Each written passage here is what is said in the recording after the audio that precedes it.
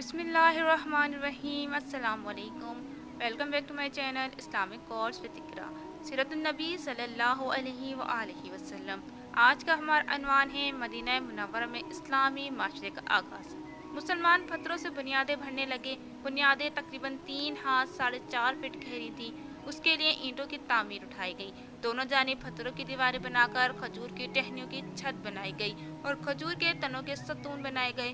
دیواروں کی اونچائی انسانی قد کے برابر تھی۔ ان حالات میں کچھ انصاری مسلمانوں نے کچھ مال جمع کیا۔ وہ مال آپ صلی اللہ علیہ وسلم کے پاس لائے اور عرض کیا، اے اللہ کے رسول، اس مال سے مسجد بنائیے اور اس کو آراستہ کیجیے۔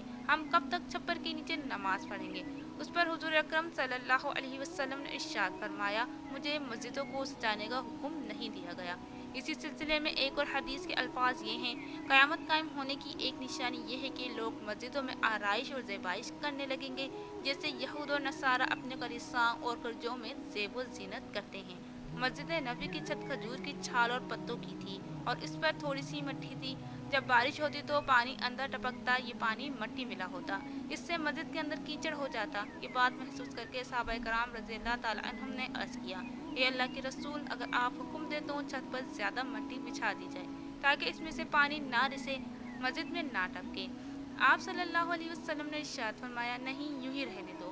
مسجد کے تعمیر کے کام میں تمام مہاجرین اور انصار صحابہ کے حصہ لیا، یہاں تک کہ خود حضور نبی کریم صلی اللہ علیہ وسلم نے بھی اپنے ہاتھوں سے کام کیا۔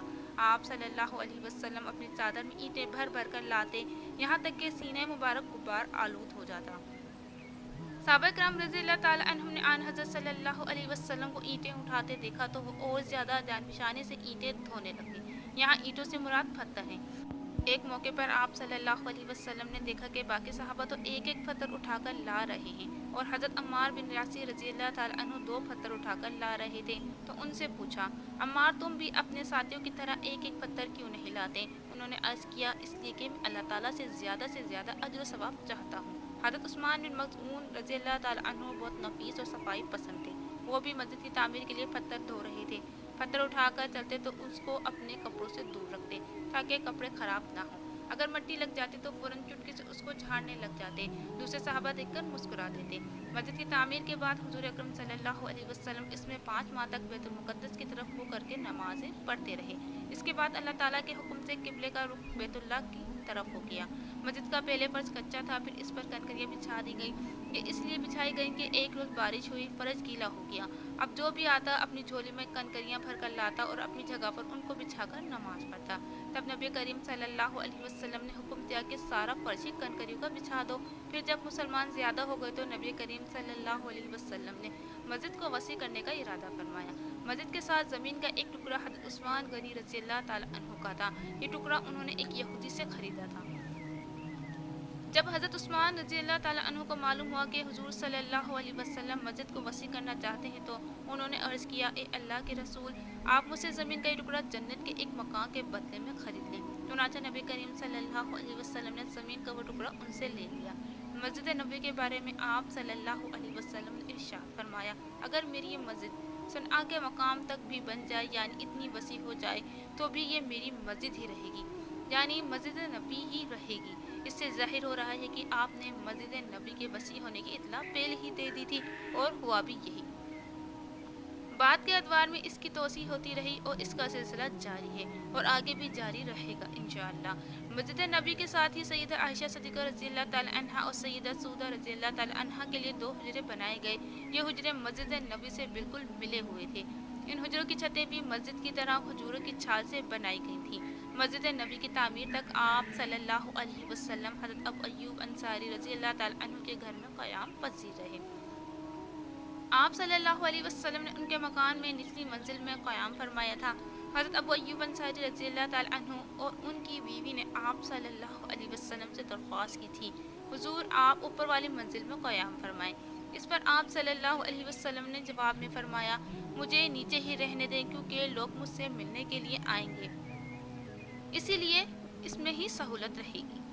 حضرت ابو ایوب انصاری رضی اللہ تعالیٰ عنہ فرماتے ہیں، ایک رات ہماری پانی کی گھڑیاں ٹوٹ گئی، ہم گھبرا گئے کہ پانی نیچے نہ ٹپکنے لگے۔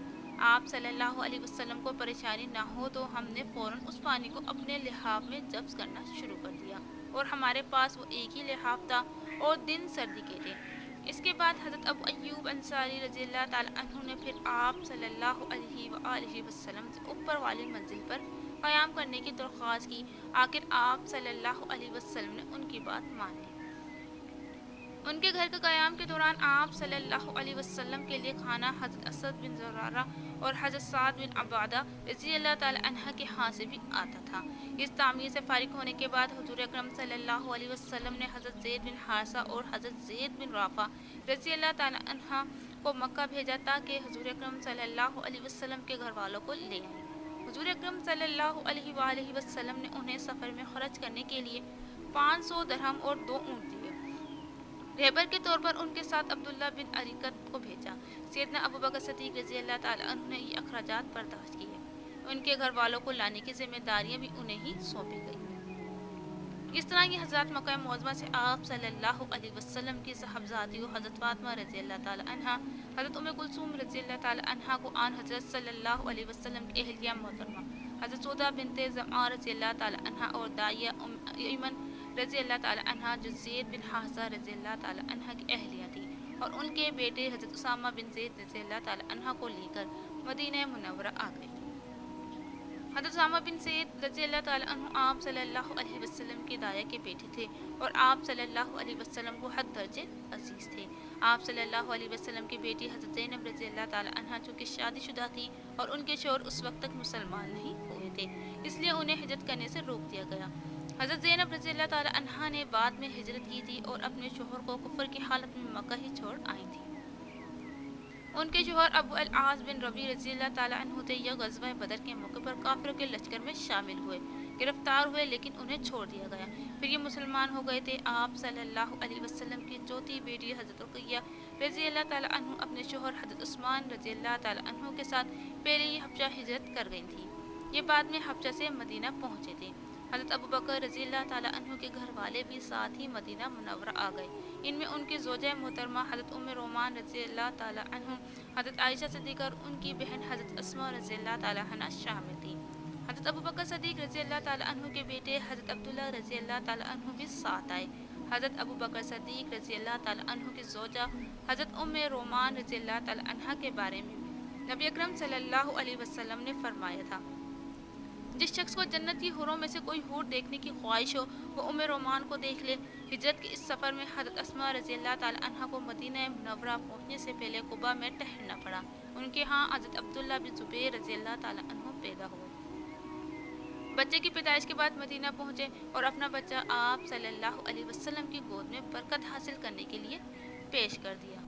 یہ ہجرت کے بعد مہاجرین کے ہاں پہلا بچہ تھا۔ ان کی پیدائش پر مسلمانوں کو بے حد خوشی ہوئی، کیونکہ کفار نے مشہور کر دیا تھا کہ جب سے رسول اللہ صلی اللہ علیہ وسلم اور مہاجرین مدینہ آئے ہیں ان کے یہاں کوئی نرینہ نہیں ہو، کیونکہ ہم نے ان پر جادو کر دیا ہے۔ حضرت عبداللہ بن زبیر رضی اللہ تعالی عنہ کے پیدائش پر ان لوگوں کی یہ بات غلط ثابت ہوئی، اس لیے مسلمانوں کو بہت خوشی ہوئی۔ مسجد نبی کی تعمیر مکمل ہو گئی تو رات کے وقت اس میں روشنی کا مسئلہ سامنے آیا۔ اس غرض کے لیے پہلے کھجور کی شاخیں جلائی گئیں۔ پھر حضرت تمیم داری رضی اللہ تعالی عنہ مدینہ منورہ آئے تو وہ اپنے ساتھ قندیلیں، رسیاں اور زیتون کا تیل لائے۔ سیرت النبی صلی اللہ علیہ وآلہ وسلم ابھی جاری ہے۔ ویڈیو اچھی لگی ہو تو اسے لائک کیجیے، کامنٹ میں اپنی رائے لازمی دیجیے، چینل پہ نئے ہو تو سبسکرائب کر دیجیے۔ شکریہ۔